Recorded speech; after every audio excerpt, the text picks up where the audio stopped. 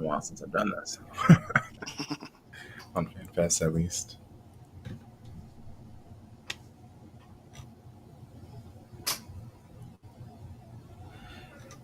And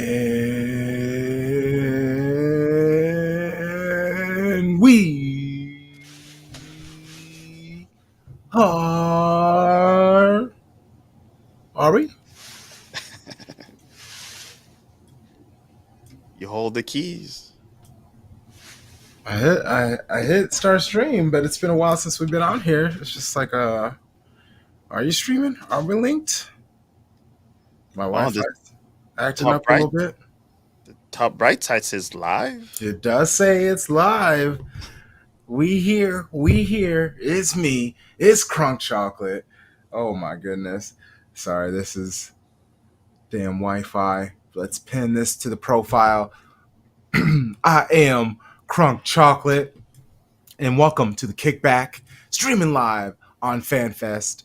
I'm sure you are watching on YouTube or on Twitter, but I am telling you, the best experience is if you come over here, join us on FanFest. There's a link in the post.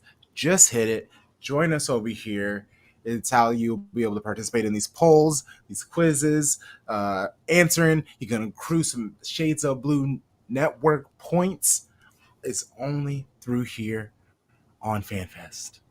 Tonight, we get stuck in on some Euros round of 16 action, helping me sort through the chaos, the late goals, the flood of yellow cards is my esteemed panel. Shady Gang, give it up for Jake and Musa. How's it going, bros? How's it going, homies? Got it in paradise. Hey. How you feeling, Jake? Yeah, it's great. Yeah, it's great. Wow, this isn't the energy that I was expecting from someone who's Germany. You know, they pulled through. They did some work. We'll get into it, but well, when you have to play Spain next, it definitely drains your energy. But I guess we'll talk about that later. That is completely fair. I understand. I feel for you. But first, let's go ahead and see. First poll. Let's see if it works. No? Send buff.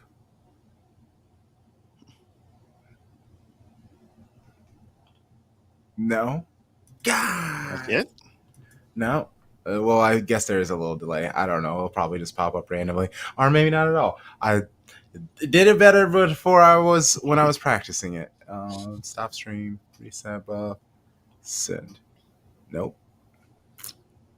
It's oh, here we go. I saw what I was doing. I got to give people the points. How many points are the question worth? Duh. Okay, here we go. Bam. Okay, so there we go. Are you watching? I'm going to get my own points, even though this is my question. See? So you got to hurry up. Sign on to here. We're going to have polls, questions. We're going to figure this out throughout. But let's get into the first match that happened yesterday. Switzerland 2, Italy 0. Honestly, if it weren't for Donnarumma, Switzerland could have scored a touchdown of goals on their hit top. Shout out to my Shades of Blue show bro, Tarek, for joining me for a watch along for the match. See now, since I hit it so many times, it's going to keep popping up. So Nicola Barella, he got knocked early in the match, and he's crucial to what they do in the team, but specifically the midfield. During the live stream, I basically called it that was a sign of what was coming, and I was right by the score. 37th minute goal by Freuler, assisted by Vargas, and in the 46th minute, Vargas said, "My turn," adding a goal to his assist. Italy, they looked overwhelmed by how calm Switzerland were sitting back defending, to the transition. They were sharp, forward attacking runs the moment the Swiss were in possession. Italy, despite not earning a spot in the upcoming World Cup. They were the defending champions. Musa, did you expect to see Italy go out sad like this? Unfortunately, yes. I expected them not to make it out of the group to begin with. Oh, okay. But also, since I'm French and with Switzerland, we have a bad history that when it comes to the Euros, they tend to play well and kick us out. Yeah, So okay. they was pretty much our dark horse. So when I saw that Italy was lucky to make it out of the group stage and then play Switzerland, it's like it was about to happen. I didn't know 2-0 was going to be the scoreline, but not many people have expected them to get out of the group stage to begin with. So it's back to the drawing board. So, Jake? What version of Germany is Italy? Italy. Olive oil. Germany. So too far away to be in that joke, but I guess we get we got spaghetti Germany. Let's just be lazy. Hey, I'm here for it. Oh man. Okay, so on the other end, Switzerland. How were you impressed by them? Is this what you have you watched much of them in the Euros? Like, because I was impressed. They seemed pretty comfortable, honestly, on both sides of the game. I've watched a few of their matches. A lot of their young players, Vargas and Doye, they're starting to step it up. Kanji, let's go. He's over there just shutting things down defensively. They look like the team I was hoping they were, unlike Croatia. So, what have you thought of the Switzerland squad? Yeah, I mean, Switzerland always been kind of like annoyingly buzzing around in these tournaments, I think they've always been a pretty solid federation and whatnot. And I feel like if you're someone who's new to watching European competitions, you'd probably look at Switzerland's roster and be like, oh, wait, I didn't even know they're Swiss. Mm-hmm. But they're starting. They're changing their kind of reputation of just being defensive and not really doing anything on the attack this tournament. You pointed out Ruben Vargas. He has been way too good to be on Augsburg for all this time. It's good to see him finally. I think getting the respect that he deserves just outside of the Bundesliga. How nice is it to not have to rely on Shaqiri if you're Switzerland? You have enough talent to not put in the meme guy who's always going off every tournament. Like, the coach is able to have the faith enough in the roster to not have to draw on him. He's only played 60 minutes all tournament. So it's a very talented group. I think, and maybe jumping ahead, but I think England, from the performance today, they need to be a little nervous. I'm with you. I think these boys already are going to make a deep run if they can make it past England. I think we've always commented. I think everyone's been commenting on how this side of the bracket's a little weak. And I think that benefits Switzerland just as much as it would theoretically benefit England. So, yes, I'm with you because we saw it took. We'll get to it. A moment of brilliance by Jude, but it was a moment of brilliance at the end for them to get anything out of it. Quickly scored from an immensely exhausted team that they were playing against. Switzerland. I'm very much looking forward to it. But let's get into it. Let's get to Germany 2, Denmark 0. Wowie. Disallowed goals on both ends. All for VAR to use their eagle eye to spot a handball to Germany.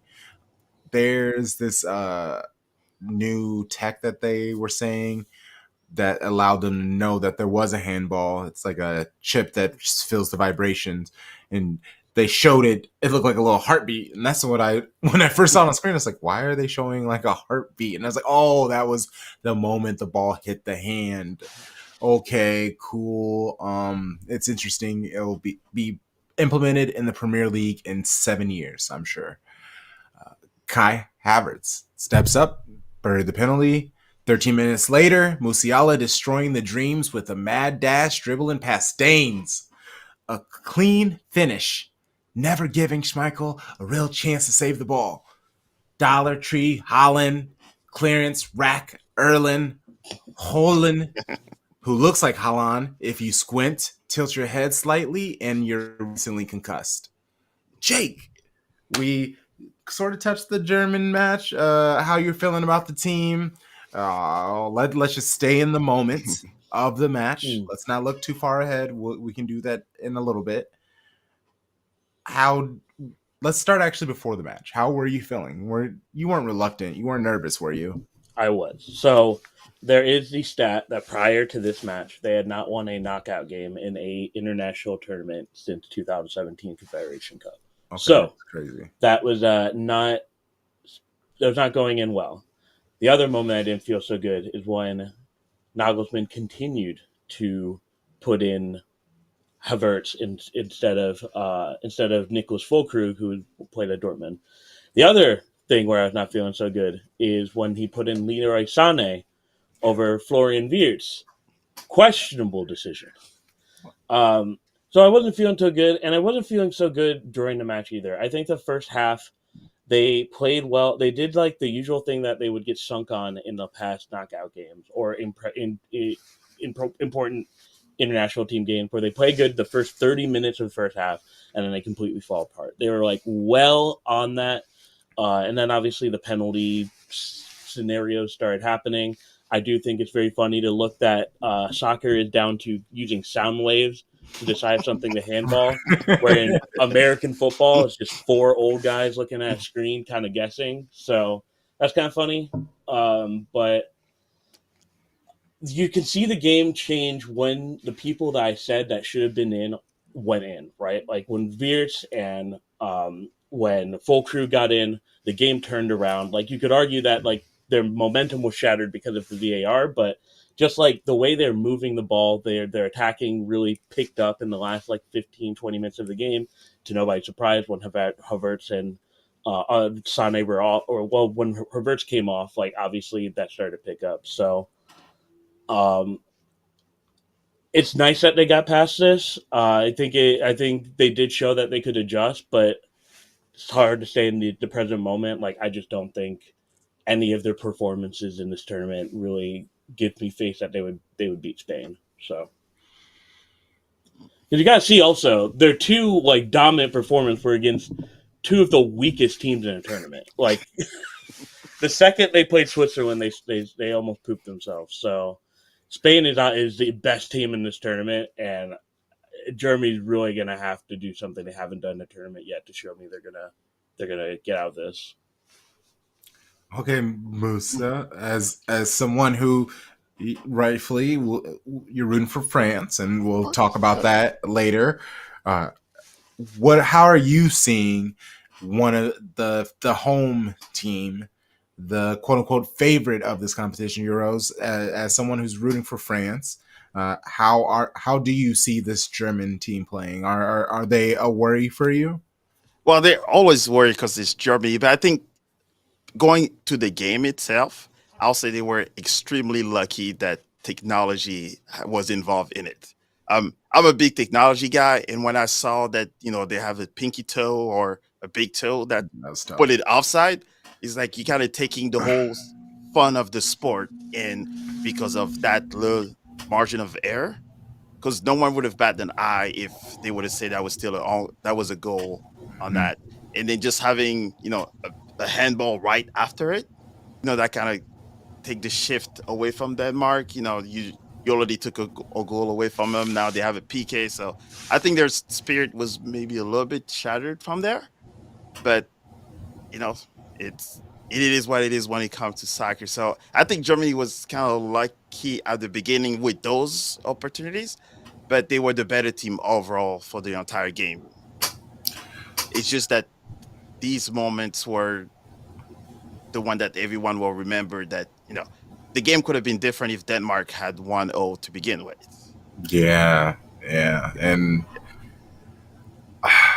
It's one of those where there's conspiracy then start to show up and it's like, and the whole sound wave, I think it's laughable. And no one knows what a handball is these days. That's why they put the chip in balls now to see if something vibrate. But what about if you touch someone's hair? Does it vibrate at the same time too?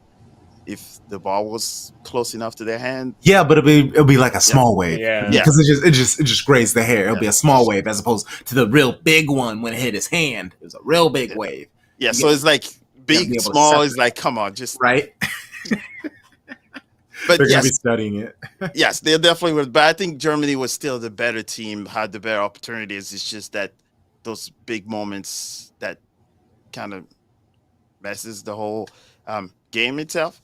When it comes to France and Germany, I have not seen much from France yet to say that, yes, we will beat, any teams that's in front of us. Luckily, I don't know how far we're going to go into the whole Belgium one, but that's the one that there will be a lot of question mark on who's going to show up for that game. Well, I mean, we'll definitely touch Yes. the conversation for the match. But I mean, lucky for France, there are just as many question marks, in my opinion, about Belgium. So, I mean, I think Belgium has a lot more question marks, though. France Yeah. is just that they have not clicked yet. But Belgium is like, their golden generation has not shown much yet. yeah, I'm with, And it looks worse now. with you. England 2, Slovakia 1. Woo! Slovakia, they were so close. They were so close. Oh my goodness. That was a fun match watching Slovakia bang. Obviously, hindsight, their manager taking off their striker, allowing him to get his love and respect from the crowd. But once Southgate made all the changes, some would say too late, but I guess you can't say too late because they ended up winning. So their point is, I guess, is made. Man, this is some bullshit. I hurt for Slovakia, but in the end, they definitely got to all the time wasting and shithousery. And if they just would have focused on maybe just trying to do what they were doing that kept the game 1-0 for like 75 minutes of the match instead of trying to fall every 2 minutes for the rest of the 15 minutes, you wouldn't have got that like 7 minutes of extra time. I mean, it's just kind of what they get. And pretty much tried to take every British players. The moment they had the ball, you could see them hack them. And Mm-hmm. it's like, how many free kick are you going to give before one goes in? And and I think England got very lucky again. I don't know what's going on with the big countries these days. I don't know if everybody's playing too safe, or it's the smaller countries that have a chip on their shoulders. But now we're talking Germany. Now we're talking England not doing so well, and it's just Bellingham just saved their butt one more time. On the bicycle kick, who would have thought he would have tried that early or that late? Sorry, Mm-hmm. but I don't think they will go past anyone from that point if they want to play. Spain will. If Spain scored 2 goals, they're not coming back. Oh yeah, definitely, especially against a team like Spain. Well, I was gonna say, Not the guy. Did I have the right country right? Oh no, I think it will be Germany and Spain first. So yeah, Germany versus Yes. Spain. But first. either way, Jake, how happy should the English be watching this match? Because yes, they looked terrible, but once they made the subs, they started cooking. One and to me and to a lot of people, they've been asking for these subs to just not be subs, to make the big changes. And they started Manu, and that was a good change. But obviously, Saka, he isn't it. Phil, him wide isn't working. Do you expect Southgate to make some changes? He said before this match that big changes isn't really his thing. But I don't. Insane thing to say as a manager. Right. But I feel like after this is now multiple matches in a row that the second you make these subs, the team it's smoother, it's more entertaining to watch. They appear more deadly, willing to score at any moment. So I want to try to give logic, but it's also Gareth Southgate. So yeah, I mean, I think this game, like soccer's an evil, is a cruel sport, right? It only takes you to play well 5 minutes out of the match. If you score in those 5 minutes, you play well, then you're gonna win, right? I think on Slovakia's end, look at some of the talent that's on England. For them to have been able to keep them scoreless for 75 minutes is a real testament to them. It's just hard to do when, like, of course Slovakia has talent, of course, right? But like, yeah.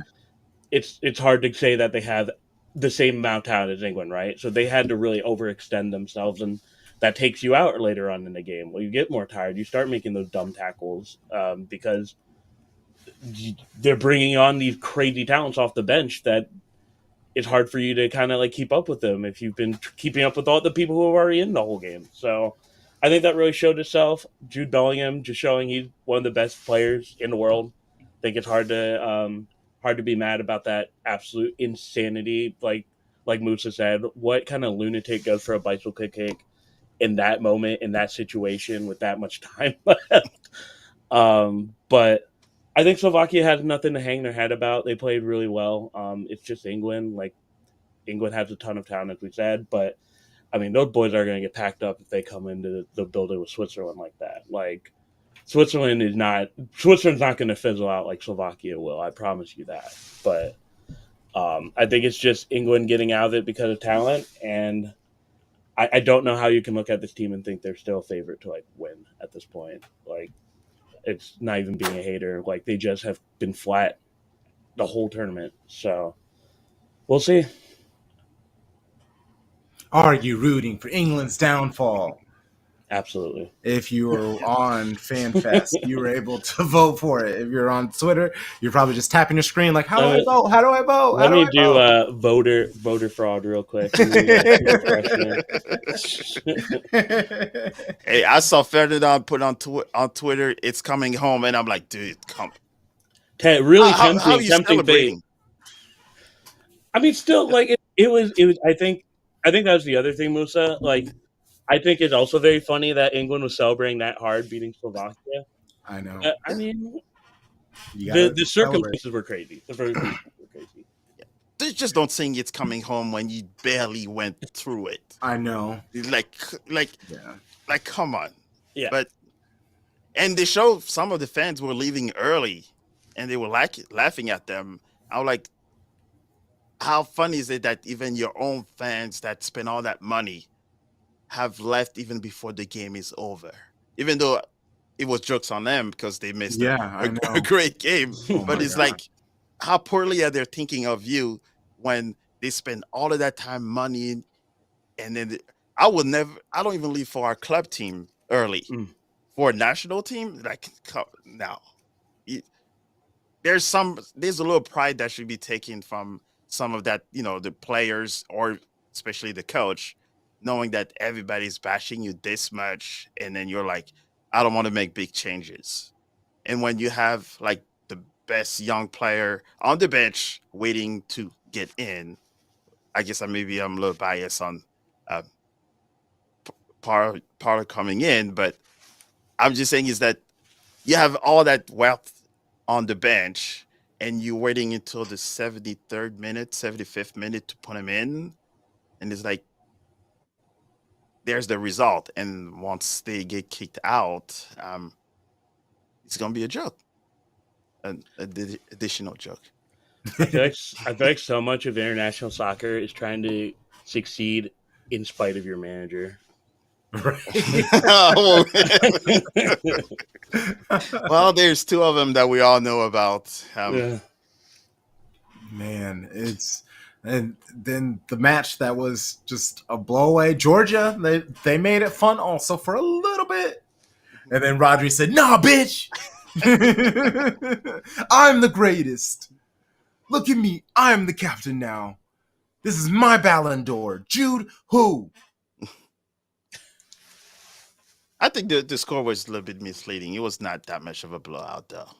No, they ran away with it at the end Yeah, after yeah, yeah. Georgia was Yeah. just exhausted. There's Georgia is the epitome of us against the world. It's like the size of the country, as far as they've made it, the players that they have on there, the style of football that they play. It's truly like one or two players running at 4 or 5 defenders every single time, and you need the perfect pass to happen every single time. All right, you need a little bit of luck, like they did in the first goal that they got. Technically, was up on Spain without a touch in the penalty box. And then Spain just was like, all right, guys, this was cute. Y'all had y'all's fun. But the memories, hopefully, you will enjoy them after we get done doing what we were doing. You could tell that Spain didn't like the stories of Georgia potentially upsetting them, or that maybe Spain is struggling because they wanted 7, 8, 9 goals. They were trying to run it up. They wanted to make that whole team just miserable. I mean, that's what makes them scary, right? Like you look at all the other teams, they've been in those same situations and kind of eked it out. But Spain was like, we're not losing. And I think you've seen from every other big team so far that mentality not be there. So even though it was like just Georgia, right? Like, you know, they're obviously better than Georgia. I think it's the fact that they came back with that much venom when they're losing down, that made it scary, right? Like England just barely eked by. Like Germany against Switzerland, they just barely got a point out of that, right? Like when all these other countries go up against adversity, they just kind of like, they like kind of fall across the finish line. But these guys were, like you said, if they scored 9, they'd be like, no, we need 2 more. Like that kind of mentality is missing from a lot of the quote unquote favorites. I think that's what makes them. I would be shocked if they don't win the Euros. Like they are just a very frightening team. Yeah, Lamine wants to score that first goal to be the youngest to score in the Euros. So he saw it at the end. He was trying every shots possible. And I think those are the scary parts where you have the Williams and all that. Like they have like no fear, even though they have all the pressure in the world on them. But the way you see them play does not seem like it. And I think I saw that towards the end when I think it was during the break. It was Lamine and Williams where I guess they wanted to have the water, and they were doing rock, paper, scissors to see who was going to drink first. You're like, this is the type of football that we like to see, right? It's like the young kids you see in the middle of Europe that are playing for a pack of, Twizzlers or Mars. That's the point where the kids are showing. And I saw that part. I was like, for a second, I was Spanish. Because that's, how I saw, how I grew up in France. This is the type of things we were doing, right? It's like, everybody comes with a bike. If you're losing this game, you're walking home. We'll take your bike with us. And that's pretty much what brought to me. So when I saw that part, I was like, these guys will take it as far. And that's like the scary part for everybody else. It's like they're almost playing with no pressure, where other countries like France, for example, Germany, or even England, they have the entire country that says, you got to win it. Compared to Spain, it's like, we understand you guys are young, but they're playing like senior guys that have no fear in God. So, yeah, I think that the bike metaphor, like the just playing like it's like a after school game, is I think really apt. Like they obviously want to win, but like they're out there having fun, right? Like they're taking this as like a fun challenge as opposed to like England, France, Germany, where they're like, this is like the fate of the nation. Spain's just out there, like, even though they do have the fate of the nation, right? Like it's Spain in soccer, but I think they're just too young to be able to view the tournament the way that like the other bigger teams are viewing it. So, and this is the moment where if they were to have lost badly or struggled, that's when the fear of the Euros would be instilled within them. Like that's why I feel like England is struggling, because they have historically struggled in these major competitions, are made fools of themselves. And this Spanish team, the young players, they haven't had these negative experiences to be like, oh, we were killing it, and then all of a sudden we couldn't score, so now they're trying to chase this ghost or run away from this ghost. There's none of that. Literally, this is their chance to make their history, to create something that hasn't been done before.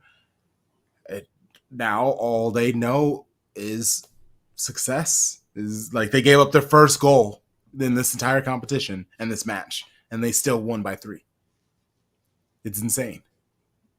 Yeah, they took being down 1 better than England or Germany or anyone else in the tournament, which is crazy. All right, then. Well, 4 matches over the next 2 days. France versus Belgium, along with Portugal versus Slovenia tomorrow. And then there's Romania versus Netherlands, with Austria versus Turkey on Tuesday. I think it's time for some predictions in it. I would love to have both of you back in a couple of days to run this back, cover the final sets of games. This way, I can hold these predictions like receipts. So, France versus Belgium should be a heavyweight battle. However, both sides kind of have puttered into the knockout stage. But let's double down these predictions, actually. I want a score prediction, who wins, and then who's going to be the man of the match. Musa, you know we're gonna start with you. You're looking at me for that one. You know we're gonna start with you. Well, I guess since we have the history of doing well in the knockout stage, group stage, we're not the greatest. I will say 3-1 France, and probably Lukaku will get his finally 1 goal. but yes, France 3-1. Yes. And the man of the match, I think everybody knows it's going to be N'Golo Kante. Oh, I like that. Hold on, let me write this down. He's the glue of everything. That's why they have not conceded, is because of him. And as we know, based on history, is when N'Golo Kante plays, everyone that plays up front is allowed to be more creative as they like to. So if he's in the starting lineup, he's it. What are you thinking, Jake? I'm going to say 2-1 France. I think both these are 2 teams that need to turn it on. Obviously, like Musa was saying, they're both teams that have been kind of under expectation so far this tournament. But let's say they both turn it on at the same time. I'm 100%. Like France's top speed is a little higher than I think Belgium's would be. So I think it's going to be narrow, though. I think it's going to be like a very good game. But I just think France is too good to really be losing to Belgium. So I think we're gonna get a sad social media pick. I still think man of the match is gonna be De Bruyne. We're gonna get a depressing post game picture. Hey, either it's a depressing picture or it's a big old smile picture. So poor Modric. I'm with you. I think it's gonna be a shootout. I see like 4-2 France, and KDB, yes, man of the match, balled out, but you just can't keep. Actually, no, because you can't lose by that. And I'm gonna give Les Blackmen Mbappe. Let's give it to Mbappe. He's gonna kill it with his little Les Batman mask. I love it. Okay, Portugal versus Slovenia. There's man. I need Slovenia to handle Portugal, because can you imagine the shitting on Ronaldo that's going to happen if Portugal somehow ends up losing? Like, it's going to be a wonderful night on social media. It's not going to happen. No. One thing I know for sure is that the moment after that loss 2-0, I can guarantee you Ronaldo went and he did just like you did on I'm the captain now. Look at me. And he probably says to this game, I will take over the game and make it a decision and everybody have to support it. Knowing 'Cause- Ronaldo, he yeah. probably has them all in the same, like, he changed their sleeping room quarters to just like one giant like dormitory style bedroom, and he's like controlling when they eat and when they go to the bathroom. He's just like, none of this more embarrassment. No, he's just general over there. I can imagine Ronaldo has been wilding these last 2 days. But yeah, I think the 2-0 maybe it was because they knew they were solo qualified, maybe that they kind of took their foot off the pedal a little bit. But I don't think how competitive they are. No, I don't see Slovenia win it. Okay, so score then. Score prediction. Who's the man of the match? I will say 2-0 Portugal. Oof. Man of the match, I have no clue. It's not gonna be Ronaldo though. Okay, I'll write that down. Not Ronaldo. Yeah. I'm okay with that. You know what? I might have to.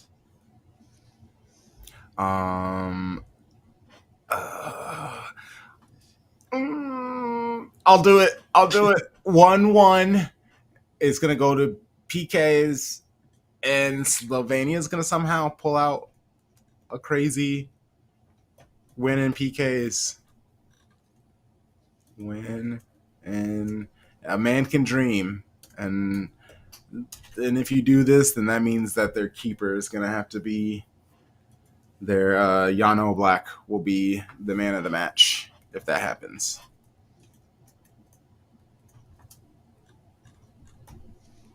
One win by PK. Oh my gosh, this happens. Oh, and the man of the match going to be Vin Viti. Oh, I gonna mess up. Vin Tiha is going to be the man of the match. Yeah, yeah, he's great. He's great. Okay. What are you thinking, homie? Jake? Even though I literally just said no. I'm just going to pick Slovenia. I think Slovenia has a ton of talent. For some reason, just being in that stank-ass group was just... I think that drained the power from everybody. But like, if you look at this Slovenian roster, they've got good players. They've got Sesko, they've got Lodric, they got Illich. Like, they've got good people, and I think Portugal's going to overlook them a little bit, right? Like, you saw them do it with Georgia, even though they didn't have like a ton of their players. And like Musa was saying, and I agree, I think they just knew there's just no chance they were not going to win the group. But I think it's like goes to momentum, right? Like, you want positive to build off of. Right now, the game that you're building off of, you got blanked by a team that had never been to tournament, right? And I think Slovenia did just enough in their group to survive. And I just look at this roster, and I just don't think they're going to take... I don't think they're easy to overlook. I know they're in a shit group, but I just feel like there's so much talent in here that I think Portugal's probably going to sleep on them. So I'm going to say 1-0. We're going to see 1-0. I like that. We're going to see the Portugal. We're going to know who they are immediately, because that's kind of how they move. Is if they're locked in, they're locked in. They're kind of running on all fronts, but also it's Roberto Martinez. He's done decent this competition, so it's about time he kind of falls on his face. Romania versus Netherlands. Okay. Again, I love the man. He's been great. But the people that have been shitting on the two players, Gakpo and Headband Boy, they actually showed up the last match to help. So, do I think they can show up? Sure. Do I think they will tomorrow?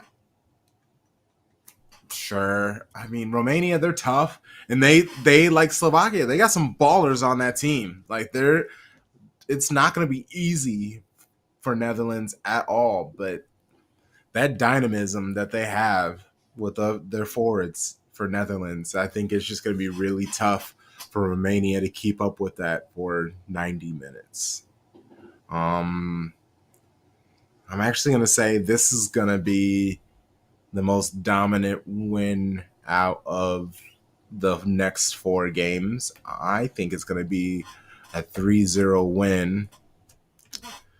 And I'm going to give Headband Boy the man of the match. I think he's going to get a brace. Ugh. Wow. It bums me out having to say nice things about him. What do you think, Musa? I think they're going to be a 1-1 going into the PKs. I would like that. I'm an empathetic person, so I would probably have to watch the PKs while laying on the ground because I'd be very stressed out. Ooh, who wins? The Netherlands gonna win. Yeah. Yeah, and we'll give it to Verbruggen. I think he's pretty much going to be the man of the match in the PKs. Yeah, but I hope that.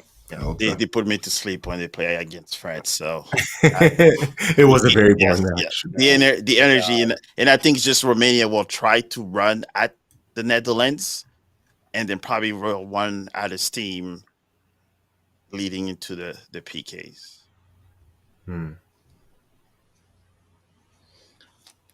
I mean, I take pride in Swamp Germany being bad.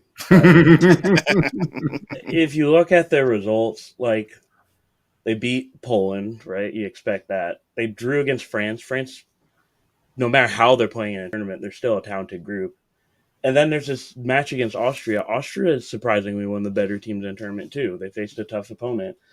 I don't think Romania is better than Austria, right? I just don't see Northern. I as much as I would love for them to lose this, I just don't see them losing this. I think it's 2-0. And we'll give it to maybe Mullen will play good well this match. That would be my man of the match, I guess. Hey. All right. And the final match, Austria versus Turkey. This is my match of the tournament. Yeah, it so is. far. This is going to be an absolute banger. Oh, so okay. What about the match excites you? Well, I mean, Turkey. So one, Austria is. You have they have to be one of the biggest surprises of the tournament. They are legitimately playing like one of the best teams in the tournament so far, and I think people have overlooked them a little bit, even with their successes so far. And just Turkey, I think Turkey, even though they don't have the talent, I think they do. I think this is what they've been building on for years and years and years. Turkey is always you see a lot more Turkish players playing in these bigger teams, and I think the team that they're seeing now is kind of a result of that. They just don't give up. They never have. And I think they're in a little bit of a tough group. And it's kind of like the Rock Lee weights coming off, right? They played well kind of in this group that was tough, so they had to turn it on. And I think when they turn it on against a team that isn't like the other teams in their group, I think it's just gonna be a good match. I don't know. I'm blabbing on. I don't know who's gonna win it. I don't know. I don't want to put down receipts for this one. I like it. Yeah, this is. I feel like this is the most coin toss of a match of the next 4, where I am just rooting for good football, bro. I don't really care what happens in this match. I will be entertained, I hope. Let me go back to and say that I think that Portugal match to scoreline is deceptive too when they play Turkey, because they're playing their ass off until the end there. But 6 points in their group, I think people are kind of overlooked. It's like a battle of the 2 overlooked teams in the tournament. I want Turkey to win, so I'll say Turkey like the 3-2. Ooh, I would love that. That'd be a great match, actually. Give my boy Ostron man of the match, baby. Let's go. Former Cologne player. Let's do it. Wait, who? Sally Ostron. Oh yeah, John. Midfielder. He may. I don't think he's going to start, but a man can dream, right? And you should. You should. Or if Austria wins, Florian Kainz, current Cologne player, man of the match. Let's go.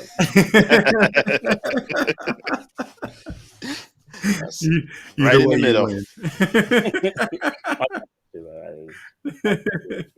Non-bias, of course. What are you thinking, Musa? I'll say Turkey, just because I hold Turkey close to my heart, because I love that country, and the league also is being overlooked a lot of times. Mm-hmm. So I think I will always root for them if my other team is out of any tournaments. So I will say it's probably a 2-1 Turkey. Man of the match, I have. Yeah, no. I think, yeah. Another vote for Sally Ostron. Let's go, baby. Yep. That's what that meant. Yeah, I could, but I think I'll just wait to give it to the whole team. See, and I think.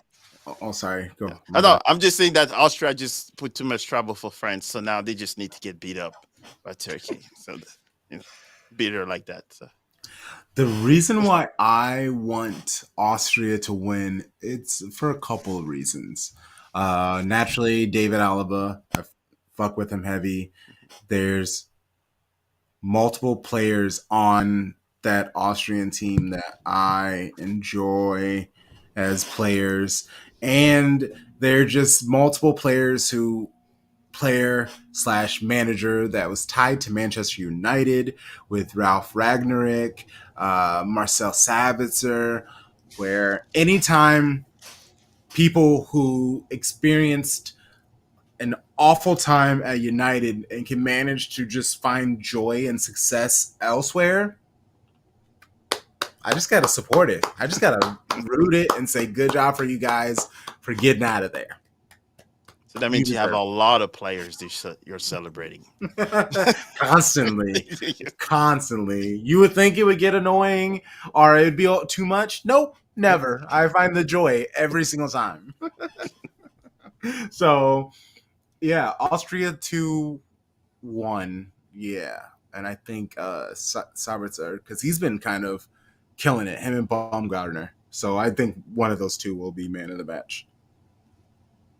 We're going to have a lot to talk about, it looks like, in a few days. I think so. I hope so. I definitely will not be working tomorrow. I will just be, I'll be getting things done, but I don't know if I will be doing it at a pace or an intensity where I can really be like, I'm working, you know? This is being recorded, but I'm sure there's thousands of people that have their productivity has kind of gone down. Right, over the last couple of weeks. You've been distracted at work lately. What's been going on with you? So there's some people putting those on a big TV in the offices, so I guess... Shout out to those jobs. Yeah. Well, all right, we'll get out of here. I am Crunk Chocolate. I'm with the homies, Musa and Jake. Please, Musa, we'll start with you. Let listeners know where they can find you on social media. All social platform at Mo Football TV or Musa Second 17. I'm pretty much doing all the same thing. So if you like MLS all the way to France to this season, I will be doing Chelsea FC as well. So it's going to be a very fun season this year. Yes, sir. Jake? Well, first of all, the Bundesliga schedule drops on 4th of July. That's the only fireworks I'm watching that night.